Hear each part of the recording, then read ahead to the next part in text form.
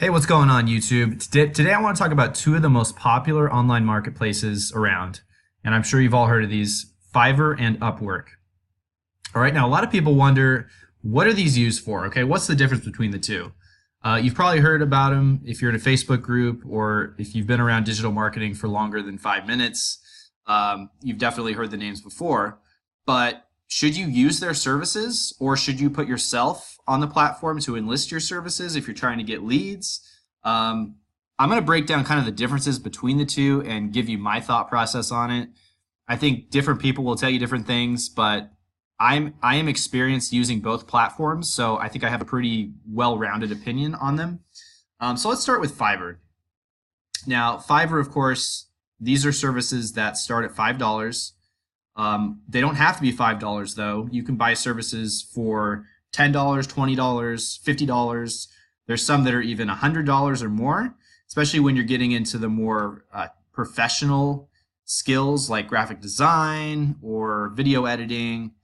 You can see people charging, in some cases, $350, $400, $500 for certain things. But the idea of this is you're finding bargains, right? And these are all one-time gigs. So you'll go on Fiverr and you'll say, I'm looking for a graphic designer. And you'll see all the different subcategories here under graphics and design. So let's say you're trying to come up with a logo for your company, right? So you're starting a business, you need a logo. You hit logo design. Do you have a specific design in mind? Maybe not. Let's just look through here and see what people are offering. So you can tell that there's some pretty qualified people on here for graphic design. And actually, this is one of the services I've used multiple times on Fiverr because I've found that there's some pretty talented people, pretty talented graphic designers on here. And you can get everything from logos to infographics, any sort of visual component you want for your website or for your lead magnets or whatever, even for your clients. You can find some good stuff on here. I've used infographics on here for multiple clients in the past, and it's been hit or miss, but the ones that did a good job, I used multiple times. Once you find the people who do good jobs, you got to keep using them. And I've been pretty satisfied with their work. There's a few that haven't been as good, but honestly, I think a lot of the people, especially people on the first page of Fiverr for graphic design, are really good. Now, as far as services I would not use Fiverr for, I would not use Fiverr for SEO. And SEO is my specialty, so I know a little bit more in that arena. And I just look at a lot of these, and honestly, if you're advertising your SEO services for anything less than $50, I'd really question your knowledge. Not only your knowledge, I would question what you're actually doing for the customer, right? Like if you're charging $5 for SEO services, there's literally people on here charging that for keyword research, or like even there's even full strategies that are $50. $50 is still pretty low, but I mean, I just question what you're actually doing for that. I'd imagine most of these low ticket offers are really cookie cutter, and they're probably not providing the client much value. So yeah, they're cheap, but you get what you pay for. You know what I mean? So I would shy away from SEO if you're looking for that. Voiceover is an area where you can actually find some good people on Fiverr. I've used voiceovers for my podcast. Actually, you can go check it out if you want on SoundCloud, called the Digital Solopreneur Show, where I talk to entrepreneurs. The guy I hired on there did a pretty good job for my podcast. And the beauty of it, of course, is you can use it for every podcast you do, because he just introduces the show. He says, "Here's your host," and he did a great job. So I would definitely recommend him. I forgot his name. I would have plugged him right now, but you can find some good voiceover people, and you can sample it as well. So see if I can turn on my desktop audio. I don't know if I can once I'm in a video, but yeah, you can listen to samples and see how people are. There's some good people on here. But anyway, so yeah, I mean, Fiverr in general is pretty hit or miss. I would say, for graphics or for voiceovers, it's pretty decent. Digital marketing, maybe not so much. But again, it depends on what you're looking for. I haven't used it so much for content writing. But again, I would question any content that's going for $5. That seems kind of cheap. Probably not native English speakers. You might have some issues with that. Programming is a hot commodity. If you're offering it for $5, there is something seriously wrong there. I will design and build. I will do any type of API integration using PHP for $50. Yeah, I mean, if you're offering anything under 100, really, I will fix and develop any website in Code Igniter or Core for $5. I don't know. I'd be really, really dubious of any of these Fiverr developers. You know, I'm not trying to paint a broad brush. I'm sure some of them are talented, but just the pricing model doesn't line up for a lot of these services. I mean, most developers, most freelance developers are charging in the hundreds per hour. So charging $40 or charging $5, it just doesn't make sense to me.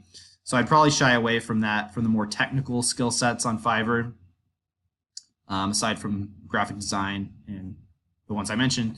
But yeah, and as far as a seller on Fiverr, I don't sell services on Fiverr. I've bought a few.